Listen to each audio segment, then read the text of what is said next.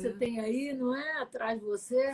Exato, tem um pão. Hoje eu estou fazendo pão. Ai, que chique. Depois vai mostrar pra gente. Bom, gente, já são 6 horas. Boa noite de Amsterdã, boa noite de Viena, na Áustria. E eu falo hoje com Marcelo Alves, o chefe Marcelo Alves.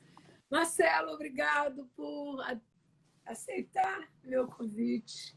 Super legal. A gente já dividiu, gente, como o Vitor falava, um pódio, né? Como é que ele falava? Um Sim, palco. um palco com o Vitor Barros, fantástico. Então, ele está cheio de ideia, né? Você está ligado? Está cheio de ideia.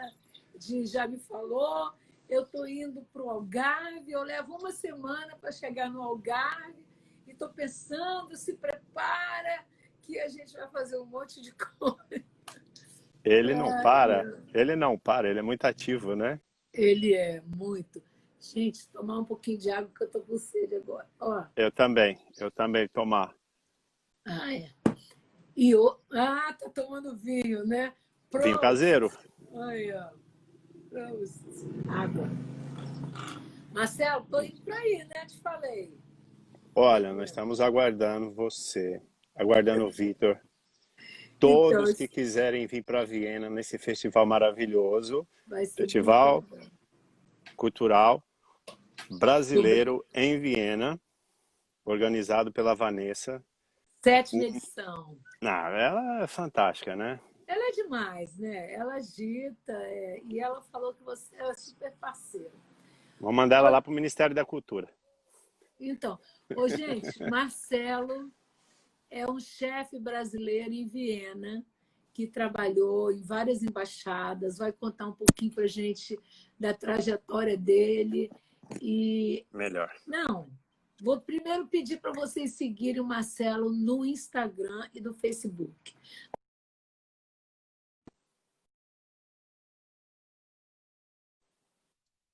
Minha filha aqui esqueceu que eu estou ao vivo. Acontece. Ô, Marcelo, Sim. que carreira bonita, hein? E E eu quanta tenho. coisa. Posso falar meu website, meu web cooking. Então, isso, fale. É muito fácil, chefmarcelo.com.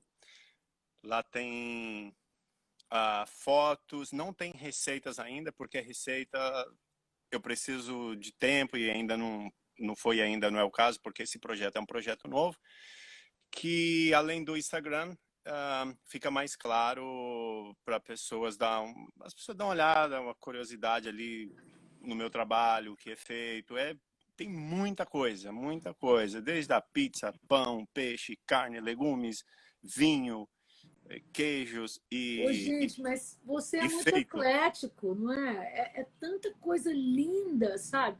Eu separei umas fotos aqui para mostrar de você Mas, cozinhando. Vamos ver como é que elas ficam no ar. Fica meio cortado, né? Ó, tô muito cortado aqui. Mas olha só, gente, só para ver a maravilha. Agora, Marcelo, menino, como é que é cozinhar? Como é que é fazer isso tudo? Qual é o tamanho dessas cozinhas? E a responsabilidade de preparar pratos para embaixadores, para chefes de Estado. Complicado isso, não é? então, Margot, eu acho que o princípio de tudo.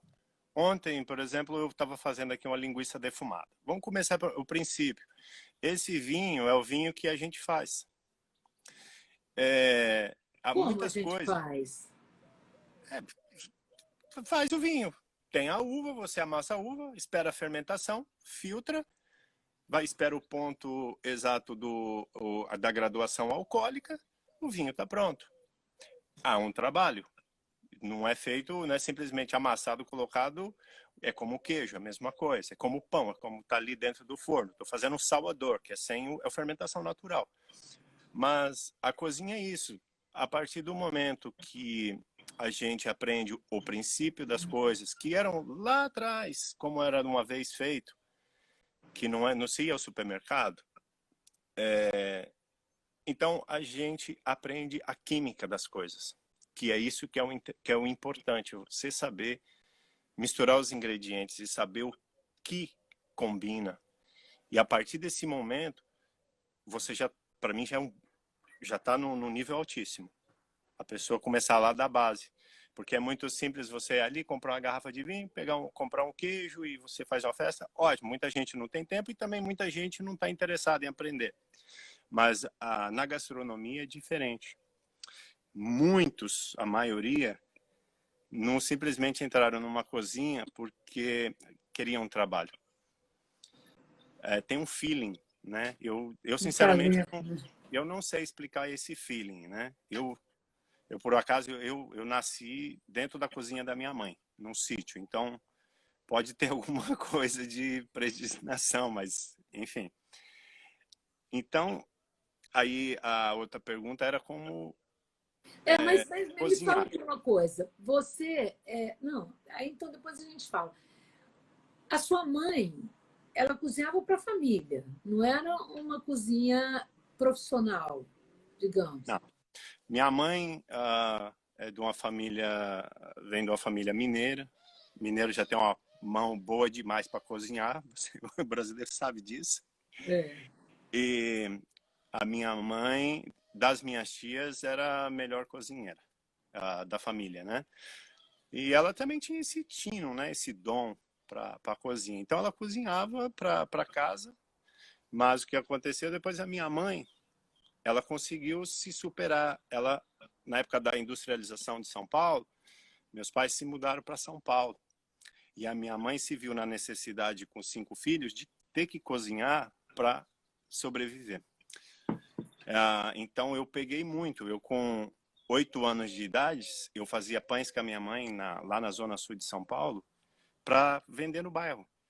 E com 2 anos eu já estava bem profissionalzinho na panificação com ela. E minha mãe trouxe outras coisas que ela aprendeu com o tempo lá da roça, que, por exemplo, aquele sonho que a gente conhece, o pão doce, ele é feito com o creme pâtissier. Minha mãe não tinha essa técnica, mas ela fazia o sonho com doce de abóbora.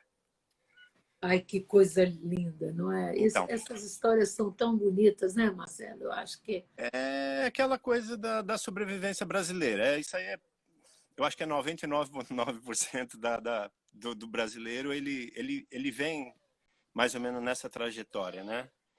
A trajetória do ir empurrando, não importa os obstáculos, ele vai. Ele vai e ele consegue, né? Você sabe de uma coisa?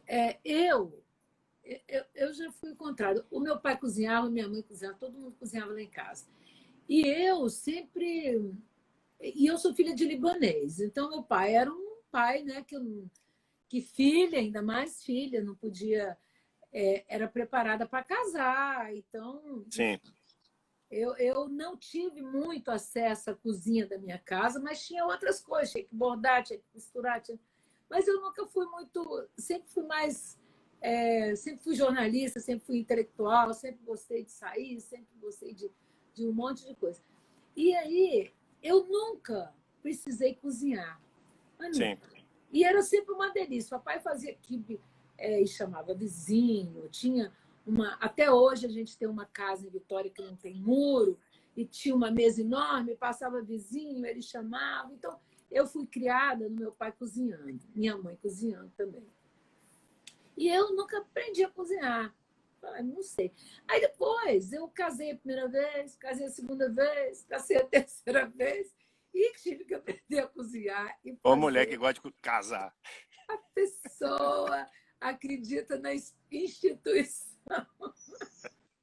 Aconteceu, mas olha, eu acho assim. E aí eu tive que aprender. E agora a cozinha para mim, ela também, essa coisa da alquimia, de você misturar as coisas, eu adoro. E aprendi a fazer muita coisa. A comida tailandesa, a comida indiana, a conhecer os temperos, a comida árabe. Então, eu gosto de cozinhar e gosto. Eu te vejo fazendo as coisas, te vejo fazendo as massas, e eu também tenho aqui uma maquininha porque eu faço massa, faço aioli, chamo minhas vizinhas, cada uma de uma nacionalidade, a gente cozinha. Então, eu acho que a cozinha é o melhor lugar da casa mesmo, né, Marcelo? Eu concordo com você. Eu acho que, assim, né, a maior satisfação da cozinha, de quem faz, é a finalização que você vê que tudo deu certo, porque você sabe, né? Porque você coloca ali o effort, o esforço, o conhecimento, e não é à toa que a mãe, quando o filho não vem para a mesa, ela fica, vem para a mesa que vai esfriar. Ou, enfim, tem que estar sempre, come, que dá papinha na boca. É esse feeling, porque sabe que a importância, né? Do, do fez bem feito e gostaria que aquela pessoa apreciasse também. Então essa divisão, né, da apreciação, o reconhecimento, né? Aí a pessoa se sente interiormente, quem cozinha se sente feliz, né? Porque Após o ato. E a alquimia, é o que você disse. A cozinha é uma alquimia mesmo. Eu tenho mais 2 irmãos chefes de cozinha. Eles não é cozinham mais. mesmo. Eles são profissionais, eles desistiram. Eles desistiram da cozinha, partiram para outro lado, né? 2 irmãos, eles moram lá em Oxford e eles, olha, cozinha para ele para os dois é prazer agora e não trabalhar e viver da cozinha. Porque é pesado, né? Eu acho que você trabalhar numa cozinha. Ó, o Vitor entrou aqui na nossa conversa. Um beijo, Vitor. Beijo, Victor. A gente te ama. Olha aqui com quem eu estou falando, viu? Então, ô Marcelo, olha só.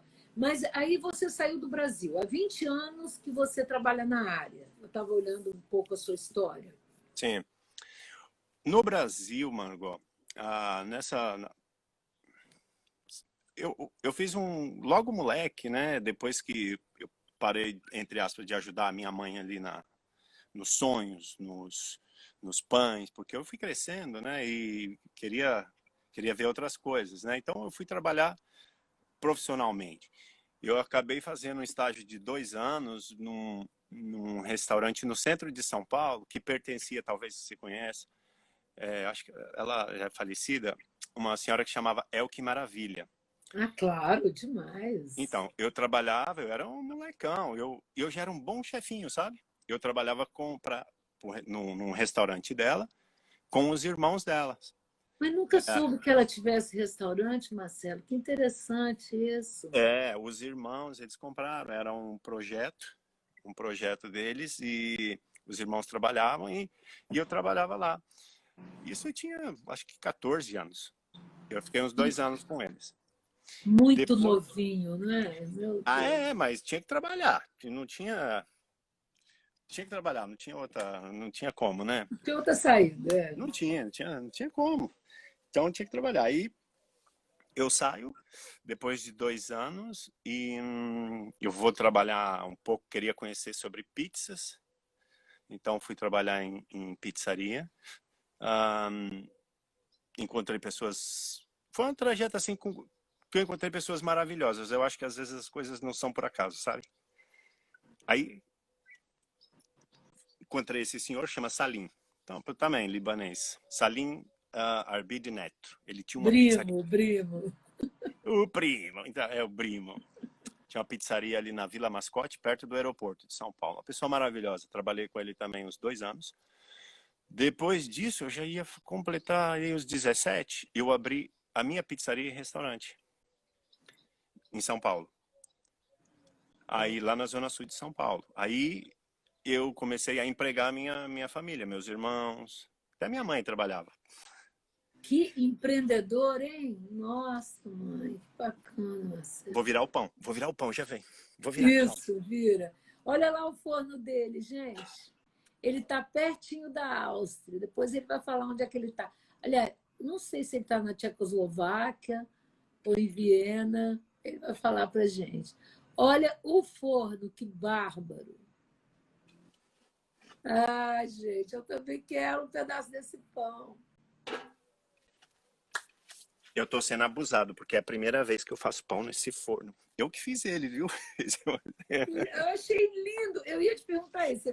Esse pão tá com cara de você que fez, mas está bonito, Bessa.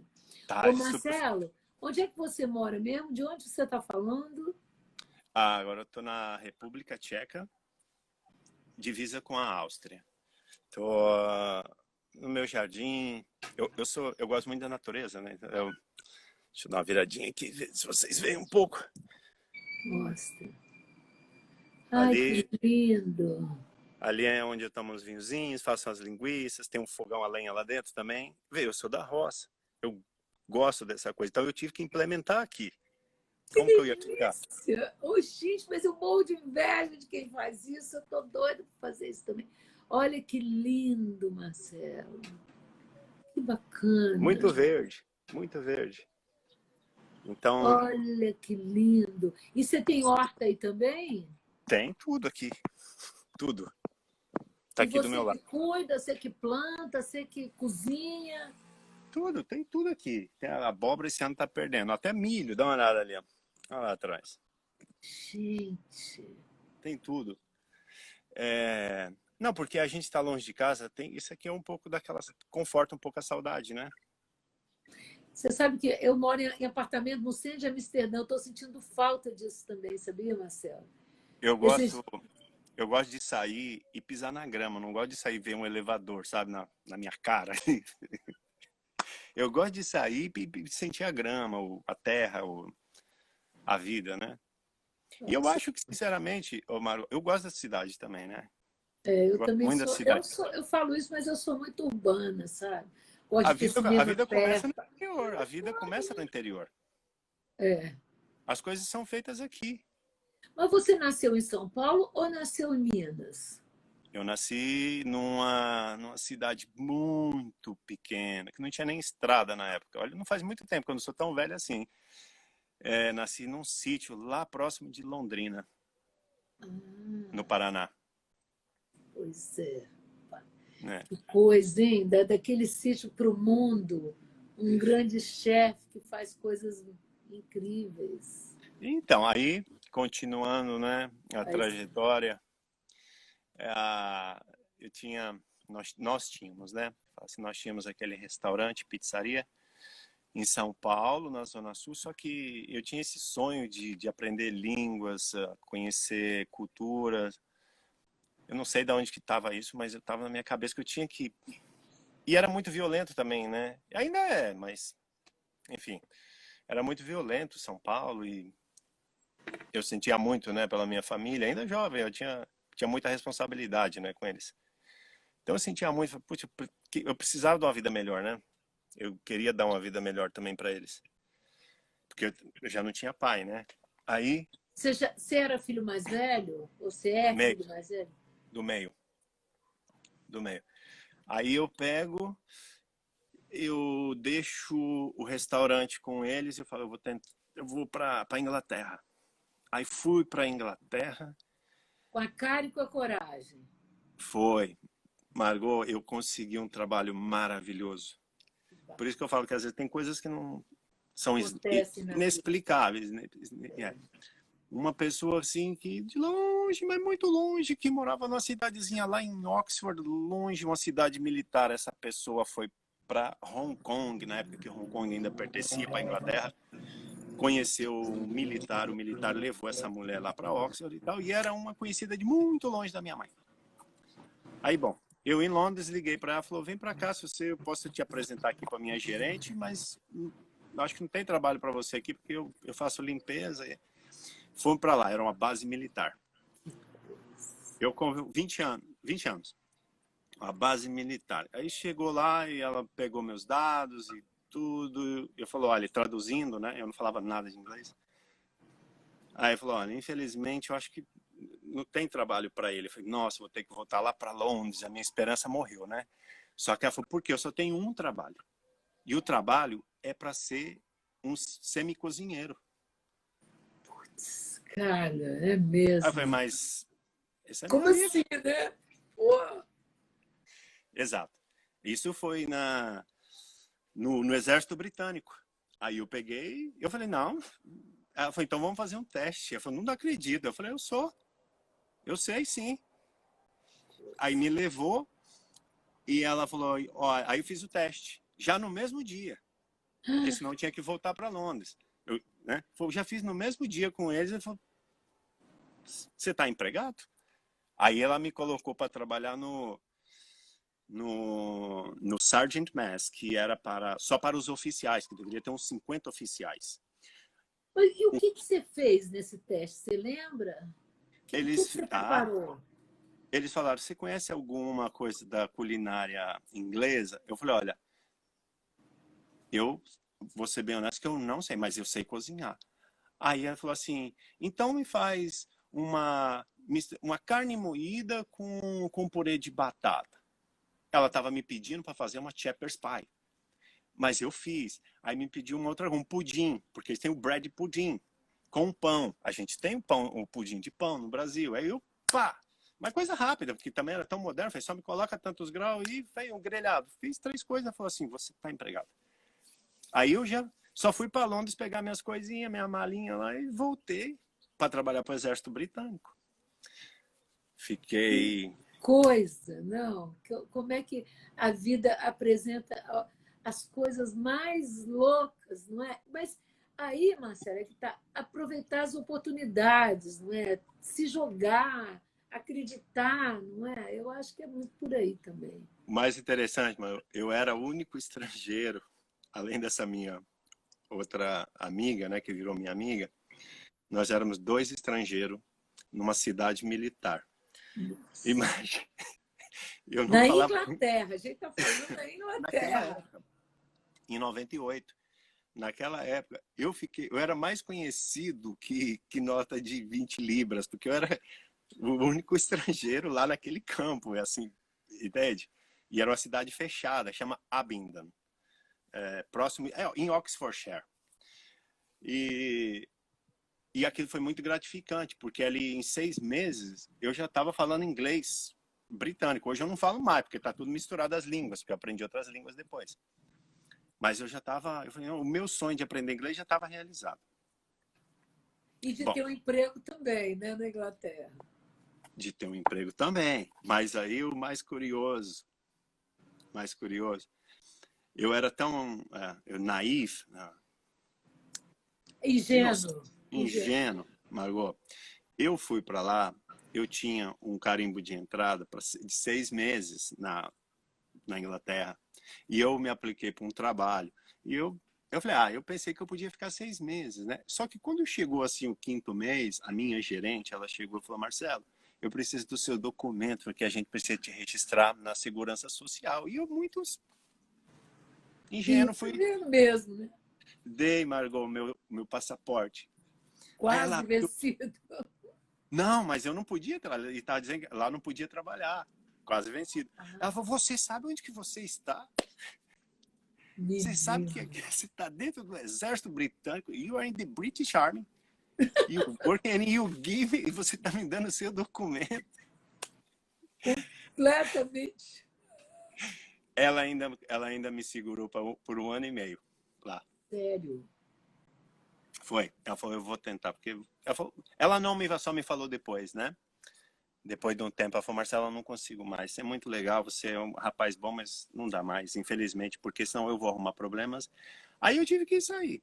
Aí, enfim, aí fui procurar, comprei a passagem, Transbrasil, liguei, reservei e fui. Peguei o ônibus em Oxford para Londres para pagar a passagem, aí me sento uma bela italiana do lado. Aí vamos falar, Margot, calma, vou virar o pão, senão vai queimar. Ô, gente, mas essas histórias são ótimas, né? Deixa eu dar um beijo aqui para a Josiana, minha convidada de ontem, minha irmã Adriana, minha filha Camila, Patrícia, minha prima. Olha quanta gente. Heloísa, lá de Picos, um beijo para vocês. Que legal que vocês estão aqui, gente. Ouvindo essa história desse chefe genial, super criativo. Depois, gente, entre no site dele e no Instagram, no Facebook, para ver o que esse menino faz. Menino, né? Porque é novinho. E está contando aqui. Chegou em Londres, depois foi para... Agora está a caminho da Itália. Gente, é bom demais ouvir história, não é? Eu adoro, sabe? Então, cadê o pão, Marcelo? Será que ele caiu? Ah, voltou. Achei que tivesse... Queimou o pão, não. E ele está fazendo pão, gente. Não, tá Quero ficando... aprender. Você vai me ensinar aí. Mês que vem eu estou aí, atendendo. Ô, Então, Marcelo, e aí aquela italiana no bus, no ônibus? aí, Margot, eu sei que nós fomos falando um portuliano de Oxford para Londres. E eu falei, eu não posso ficar mais aqui porque eu não tenho mais visto e tal.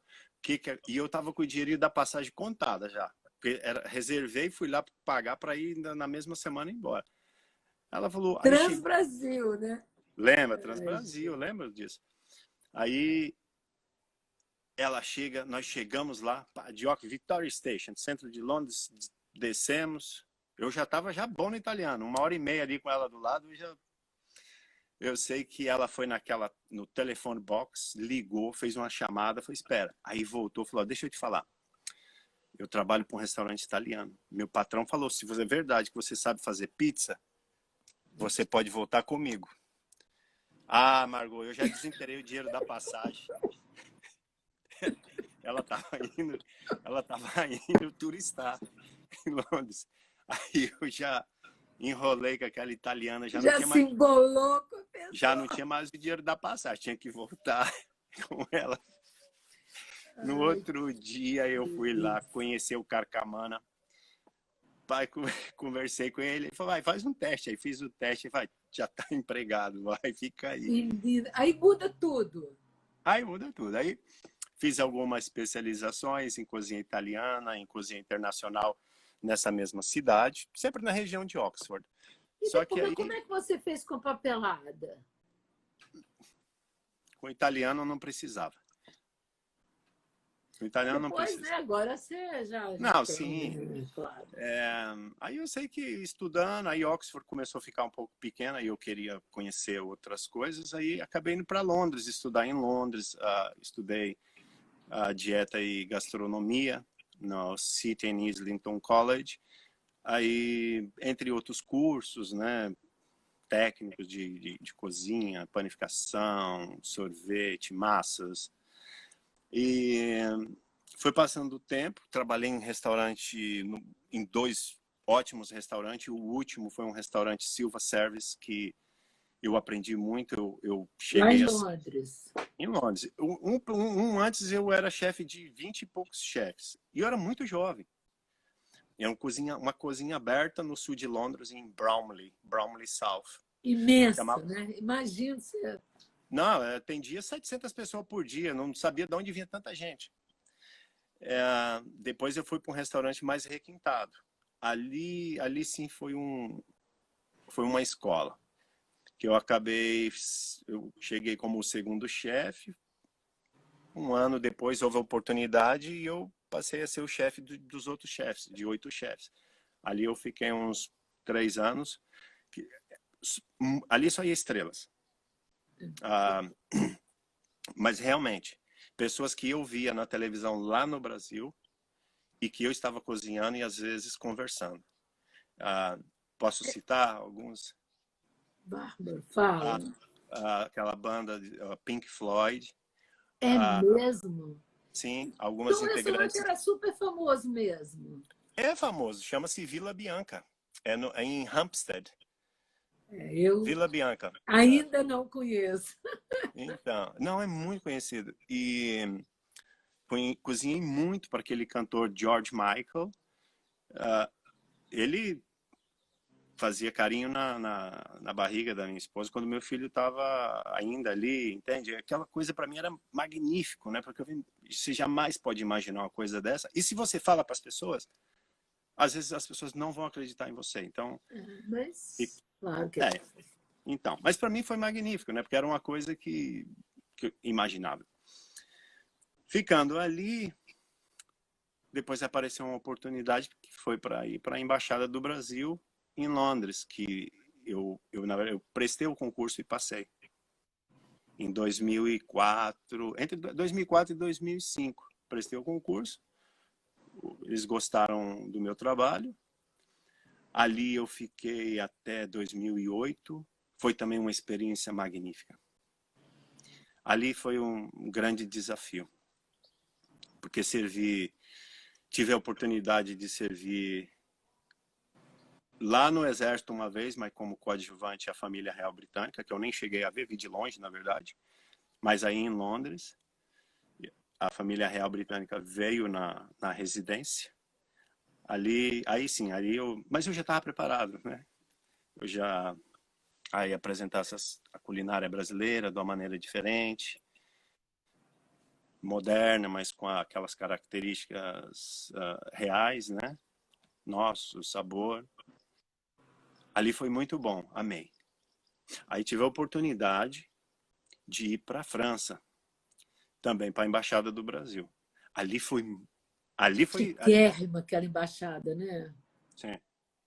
Olha, eu já estive almoçando lá naquela embaixada da França quando eu fui para o Líbano.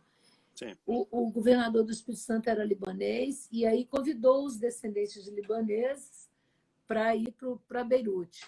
E aí tinha uma passagem pela Embaixada do Brasil na França. E um lugar assim de nome marcado, e aquela Sim. casa maravilhosa. Quem sabe você estava lá naquela época, hein, Marcelo? Olha, eu comecei lá em fevereiro de 2008, saí em dezembro de 2012. Não, acho que foi antes. Não me lembro. Eu sou péssima de épocas, de datas. É. Será? Eu vou fazer minhas contas depois eu te falo.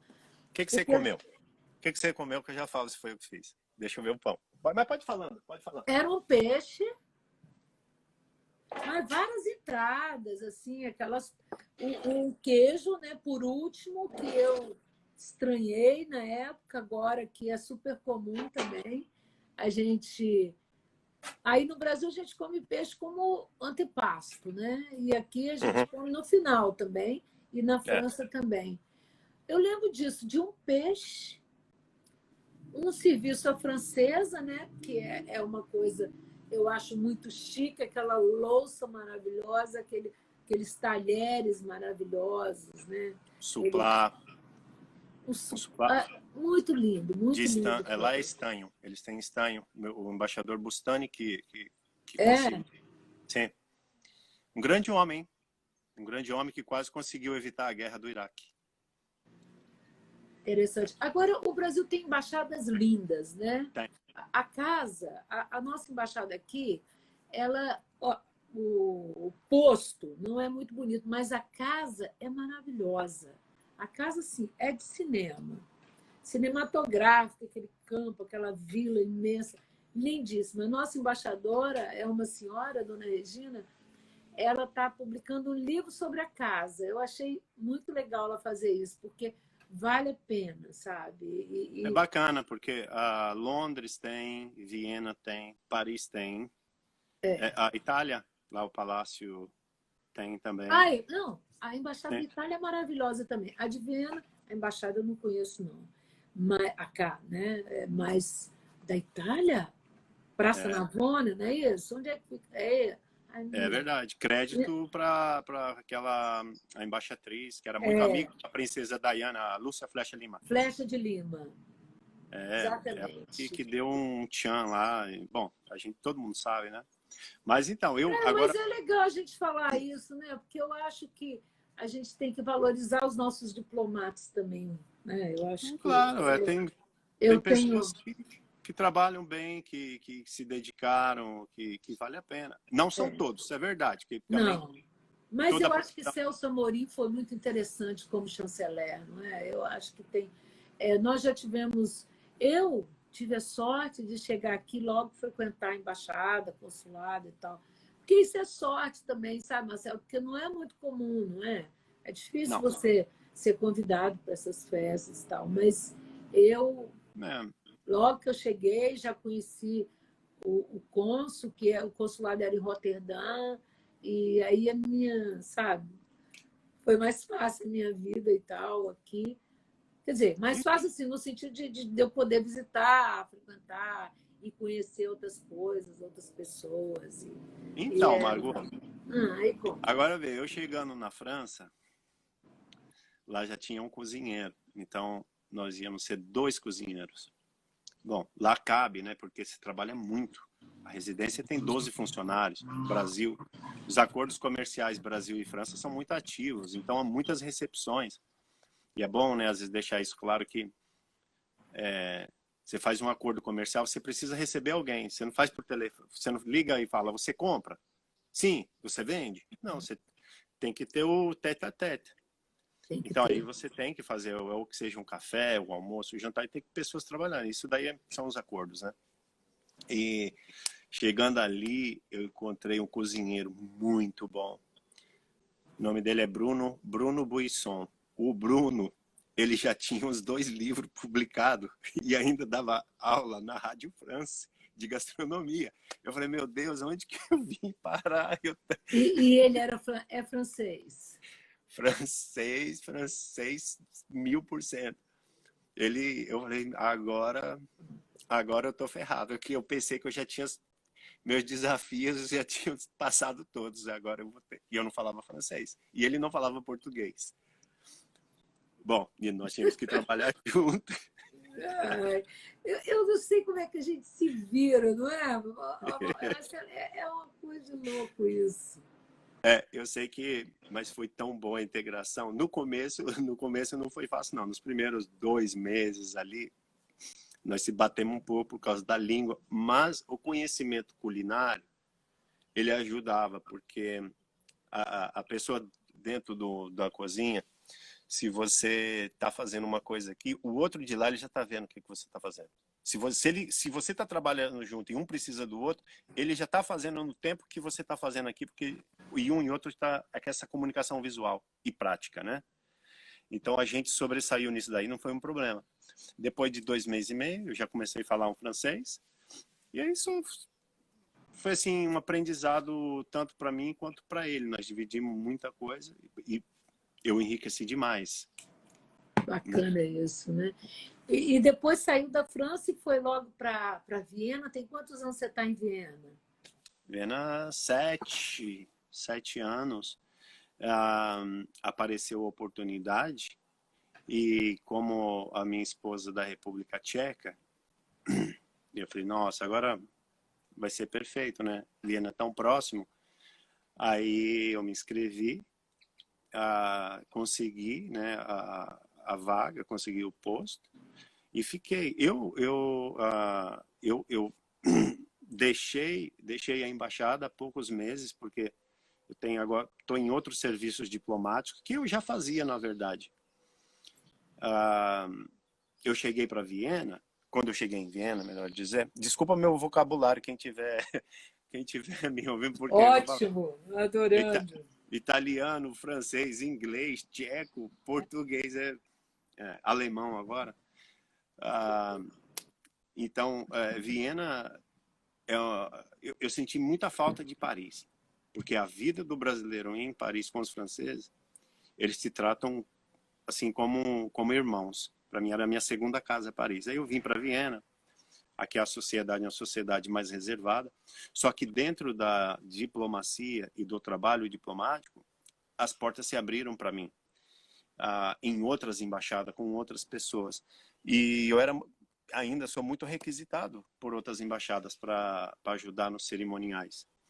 Interessante, Marcelo, mesmo, né?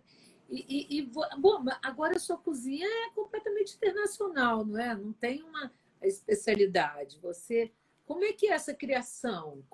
O que você resolve a partir de onde? Por exemplo, você combina com o que vai servir? Tem uma pessoa que determina? Como é que funciona isso atualmente? Olha, uma vez um embaixador que foi embora, vou falar o nome dele, o Ricardo Neiva Tavares. ele chegou para mim e falou assim, Marcelo, como é que você sabe tantas receitas? Eu falei, mas eu sou de uma época que para você aprender a cozinhar, você tinha que realmente estudar, não tinha internet. Eu comprava livros, e às vezes quando eu não podia comprar livros, ficava dentro da biblioteca, procurando.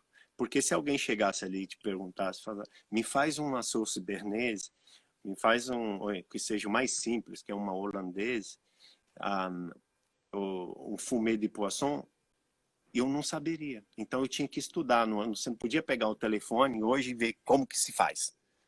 Não tinha internet. Ocorrer na internet, né? Não tinha, não tinha. Então eu falei, não, já Mas você longe... testava essas receitas? Como é que você fazia? Porque uma coisa é a teoria, outra coisa é você ter que testar, conhecer todos esses ingredientes, não é? Ao longo da carreira, o cozinheiro, ele sabe. E ele não precisa... Olha, sem assim querer se passar por arrogante, eu não quero passar aqui uma visão Uma negativa. imagem, não, isso não. É uma imagem negativa. Fica à vontade. Mas eu não sinto a necessidade de procurar receita há muitos anos para criar uma coisa gastronômica e realmente bonita. É claro que às vezes há aparelhos necessários que às vezes eu não tenho, que não está ali à mão, que você precisa ter, né? Mas dá para se fazer outras milhões de coisas, porque uma vez, como lá no começo da nossa conversa, uma vez que o cozinheiro ele sabe a base, a química, ele sabe a combinação. E o que eu mais gosto, sabe o que é? Se eu fosse um dono de um restaurante ou alguém que viesse procurando um trabalho, eu pegaria assim isso que eu falo para as pessoas. Me fala o que você gosta ou o que você não gosta. Eu vou te criar um menu e eu vou tentar impressionar. Eu acho que seria bacana assim, a pessoa, você chega e dá assim 5, 6 coisas e fala assim, me faz aqui um prato. Não me faz um menu ou num teste de trabalho. Eu quero que me faz um prato com esses ingredientes. Eu acho que a partir desse momento a pessoa impressionar o outro lado é porque ele é um bom profissional. E então eu acho que chega uma fase da vida que você não tem dificuldades. Mas também tem uma coisa de moda, não é? A culinária também ela tem um certo modismo. Você não acha, não? Um vinho Ela tem uma certa fama. Teve uma época de Châteauneuf du Pape, eu digo isso em Brasil. Eu estava lá no... Depois Brunello de Montalcino, depois Chateau Margaux. Eu acho que sim, é uma sim. coisa meio de moda também. Tanto a gastronomia quanto... Só que a moda, ela é por um pequeno período de tempo, a maioria delas. Você pode perceber. Veio cozinha molecular. Ok, você vai ali, você vai ver o negócio. Só que aí eu provo para você que, como o Mark Pierre White, um grande cozinheiro, que tinha acho que 3 estrelas Michelin, talvez mais, ele devolveu as estrelas, Marco Pierre White. Ele falou assim, the best is to make simple. Just make it simple and everything's gonna be well. Começa da base. E um dia, Margot, isso eu escutei não tem muitos anos, mas eu me dei de conta que, por exemplo, lá na França, quando eu fui aprender a fazer o confit de canard, o pato ali cozido devagarzinho na gordura, a minha avó já fazia isso desde quando era criança com os porcos que ela enlatava lá na roça. A gente tinha que fazer para o ano todo, lá para passar o inverno, entendeu? Então, às vezes, mas ao longo do tempo você vai aprendendo que você já viveu aquilo, você sabe como fazer, só que você não teve a oportunidade de saber como que se chama num outro canto e dar uma maneirinha, mas que coisa isso, não é? A base é mais ou menos a mesma. A base é uma só, né? Tem até uma música isso, né? Eu vou ver meu pão. Vai ver o pão. Gente, deixa eu falar aqui com o pessoal que... Não, vai ver o pão. Que horas são? Quantos minutos a gente já está conversando?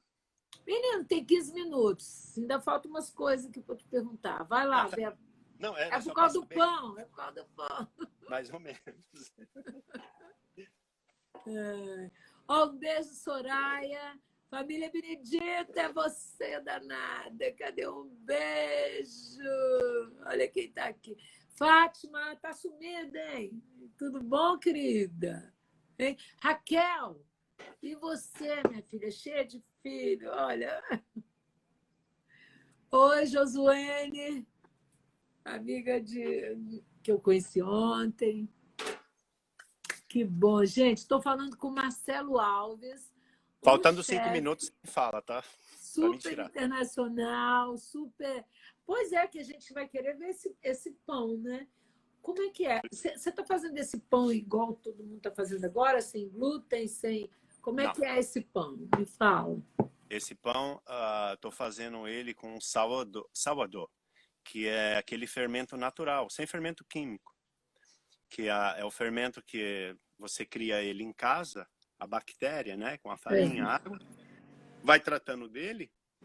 Uma vez que a pessoa experimenta esse tipo de pão, é difícil comer outro, porque o carboidrato é muito bom, porque uma vez que você faz com o sourdough, o corpo ele quebra melhor as enzimas. É diferente dos pães tradicionais. E para quem não conhece, gente, compre uma vez, experimente uma vez o pão com fermentação natural. O que acontece quando você come? Não incha a barriga, não dá azia. Ele é muito gostoso. Ao longo do tempo, você percebe a digestão é muito mais fácil.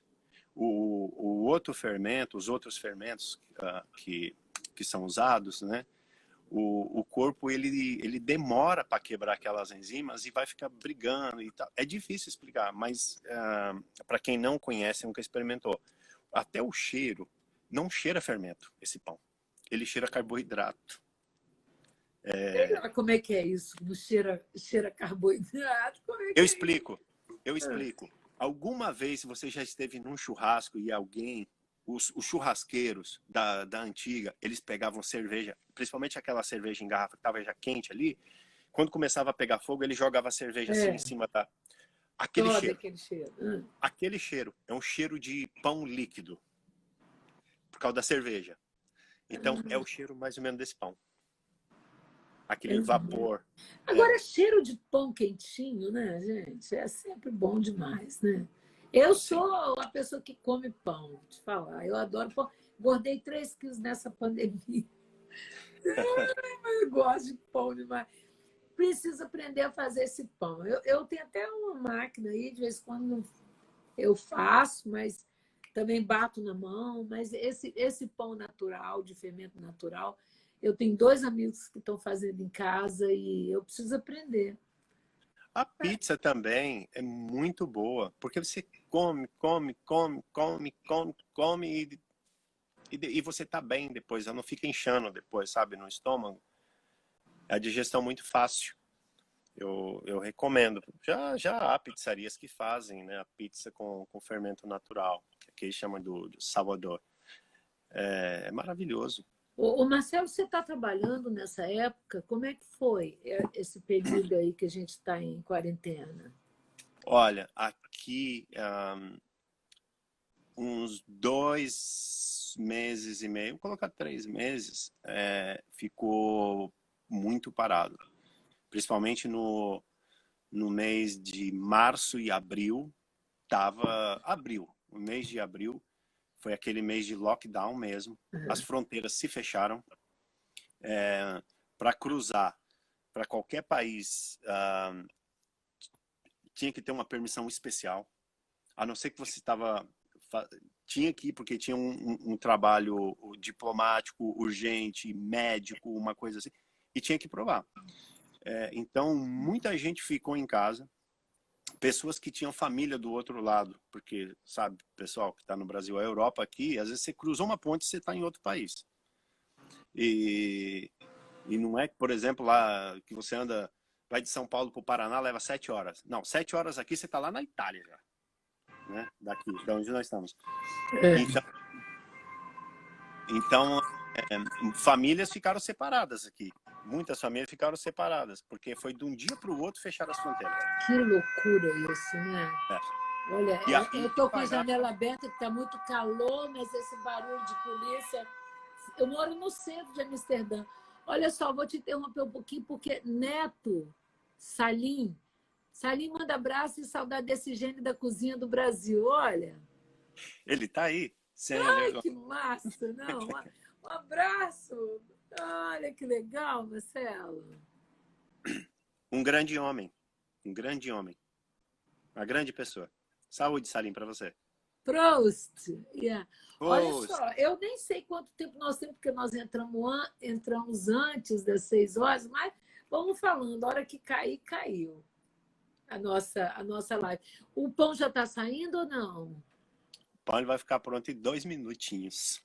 O gente vai matar a gente de raiva mostrar esse pão. E o interessante, olha, que ele era tão pequenininho. Fiz ontem à noite a preparação da massa. Ele era desse tamanhozinho, assim, juro. Assim, ó. É naquela foto que está no seu Instagram? Não. Esse aqui foi de ontem para hoje. Não coloquei foto. Vocês vão ver o tamanho que ele está agora. A fermentação natural, gente. É muito bom. Porque você tem que deixar um dia ele fermentando, não é isso? O que acontece? Quanto mais a fermentação natural acontecer, que ele vai criando os gases ali sozinho, melhor é. Porque ele vai se melhorando. Não é que você vai deixar ele lá 3, 4 dias, não precisa. A Itália, né, tem padarias que fazem só com esse tipo de pão, o panetone. O melhor panetone da minha vida foi com fermento natural. Quando eu experimentei, Margot, eu falei, nossa, eu tava pensando até ir para a Itália só para aprender a fazer panetone. Juro. Eu falei, nossa, até a uva passa tá boa. Aí eu adoro panetone, olha só. Esse aí é o quê? É pão doce, é pão de sal? É que tipo de pão? É o pão de sal, já tem uma manteiga com sal lá esperando, mas é um pouco sal, né? Já tem aquela manteiga boa esperando. Eu já vou tirar ele, vou mostrar para você. Manteigas são maravilhosas. O que você cozinha no dia a dia na sua casa para sua família, Marcelo? Margot, a minha mulher é proibida de chegar perto do fogão quando eu tô em casa. Eu não sei, é porque é natural. Às vezes eu vou na casa dos meus amigos, às vezes vou para uma festa. Eu vejo uma pessoa sofrendo na beira do fogão. Ou pegando uma faca, quase arrancando o dedo ali, sabe? Com aquela tábua que escorre para lá e para cá. Eu falei, meu Deus, daqui a pouco chega a ambulância. Eu acabo na cozinha. Não tem uma festa que eu não acabo na cozinha. Mas não é que... Que delícia, gente. Nossa, mãe. Mas é natural, né? Não é aquela coisa... É um prazer, né? É um prazer. A gente faz. Não, vou tirar o pão. Olha só. Vai falando, vou tirar o pão. Vai, tira o pão. Enquanto isso, eu vou falando aqui. Ô, Marcelo, você vai muito ao mercado escolher os melhores produtos da época? Como é que você faz? Olha, Margot, a gente tem muita história de chefes, né? Então, eu gosto muito de assistir essas coisas. O que acontece?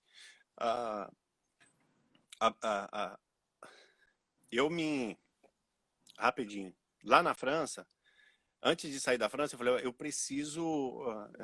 preciso não só sair daqui com a língua francesa, mas eu gostaria de estudar alguma coisa. Então eu fui procurar estudos lá. E as escolas não me aceitavam. Eu falei, não, aqui você vai aprender o quê? Né? Com tantos anos, com tanta bagagem, o que você vai aprender? Então nenhuma escola me aceitou. Só que aí eu falei, não, mas eu quero um documento aqui. Então você me escreve que eu sou chefe. Eu falei, não, você vai ter que validar as suas experiências. Então eu estudei, mais ou menos. Eu fiz alguns dossiês e atendi alguns ateliês durante quase 2 anos. E eu me apliquei por um diploma, que era um BAC, né? Eles me deram o BAC mais alto na gastronomia francesa, emitida pela Academia de Paris. Então, para mim, foi assim, excelente. Só que uma das coisas, quando eu fui defender em frente do júri, eles me perguntaram essa relação, que é isso que você me perguntou, do cozinheiro ir comprar, aonde que compra, como estoca, como... Então, Como escolhe, né? Como escolhe, há um plano, uma ciência atrás disso, que o cozinheiro ele precisa ter essa boa relação com o fornecedor, com quem produz, como que é vendido, como que é estocado, porque essa confiança é fundamental, né, para ter um bom produto. É fundamental saber procedência, origem, né? Ter conhecimento da estação do ano, o que tem na estação de agora. Às vezes eu vou fazer um menu e aí agora é época de abóbora, mas digamos eu vou colocar figos, dificilmente vou encontrar um figo nessa época porque acabou o season agora. Ou na primavera os animais estão se procriando, então não vai colocar um filé de veado com sauce grand veneur, porque a pessoa vai falar, ele vai usar um congelado, só pode, porque não pode caçar nessa época. Legal então, isso. Olha só, nós já estamos acabando aqui, mostra o pão, cadê? Vou tirar o pão. Ai, ó, o Facebook, o Instagram já avisou que a gente já está acabando aqui. Espera aí, Instagram. Vamos ver o pão que o chefe ficou fazendo aqui na nossa conversa. Ai, que delícia. Gente, vocês estão sentindo o cheiro? Manda um monte de coração para ele, gente. Cadê? Um beijo para esse chefe maravilhoso. Olha o pão, gente. Que escândalo. Olha o tamanho disso. Ai, que delícia. Que maravilha. Marcelo. E ele, olha, gente, tá meio quente aqui. Maravilhoso, hein? Lembra aquela crosta da baguete francesa, tá vendo? Olha, Marcelo, um monte de gente mandando coração. Eu quero te agradecer a conversa, querido. Muito obrigada. Foi super É uma pena que vocês... Ele mata a gente. É uma pena que vocês não vão experimentar o pão de queijo, que eu vou colocar lá passar. Você é ruim, hein, meu filho? Fala sério. Ai, gente. Marcelo, vem cá. Vamos despedir, já estamos caindo. Deixa o pessoal te ver aqui, ó. Um beijo, brigadíssimo por essa conversa super legal. Adorei saber a sua história é linda. Muito obrigada. Nos vemos em breve. Pessoal, visita meu website, chefmarcelo.com, e grandes projetos estão aparecendo, Margot. Beijo, obrigada, querido. Super obrigada. Amo. No final todos de que setembro assistiram. a gente está aí. Vai ser bom, hein? Ai, os braços estão abertos, esperando todo mundo. Um beijo, obrigada. Fique com Deus. Ó, estamos caindo.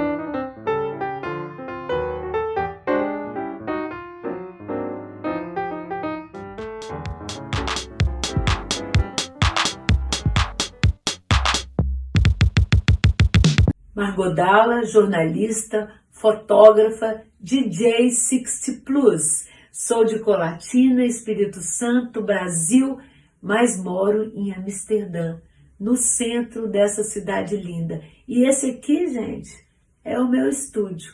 Aqui eu me inspiro, faço contato com pessoas e as entrevisto para o meu canal do Instagram. E agora, desembarcando no YouTube. E peço para você me seguir, se inscrever no canal, tocar no sininho para receber as novidades. Então, eu te espero lá. Eu entrevisto o prefeito Sérgio Meneghelli, Toninho Horta, Vanja Santos, um artista visual, Neide Lantier. A gente resolveu fazer uma live mãe e filha.